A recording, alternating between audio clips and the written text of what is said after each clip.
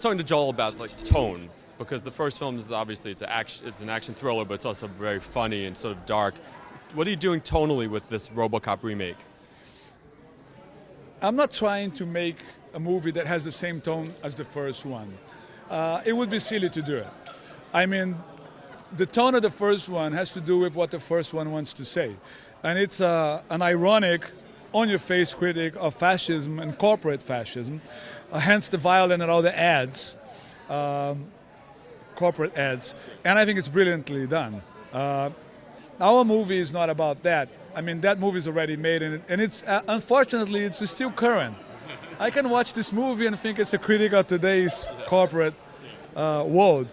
But our movie, we try to latch onto things implicit in the concept of RoboCop, of the original RoboCop, and bring them to the present and deal with issues that are pressing for us now that are different than the original issues. So, give you an example. Where Verhoeven had corporate ads, we have media. So our media in our movie is kind of like the media in America right before the invasion of Iraq, where everybody had to believe in weapons of mass destruction and nobody could criticize it because then it would be unpatriotic, right? That's the kind of media we portray. So we have that, which is current. Yeah. You know the channels I'm talking about. I don't have to say it. Yeah, my dad watches those channels. There you go. My dad watches too. So in any case, so that is also done in an ironic way in our movie. So it keeps the tone of the first one. That's the Samuel Jackson character. He plays this media mogul that has this kind of perspective on life. Now, our movie is about. It has a drama element to it because our Alex Murphy wakes up as Alex Murphy. So you have a man realizing he's become a robot.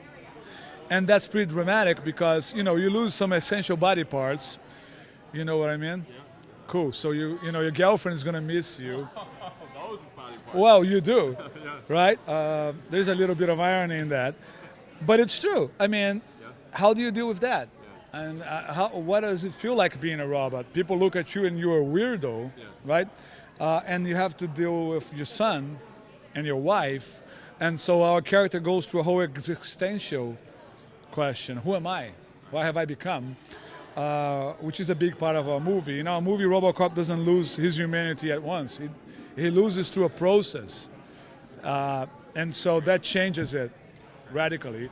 And it creates a dramatic feel that's maybe bigger than the one you have in like classical drama thing going on. So we have irony and classical drama and action in it. Well, thank you so much. My pleasure.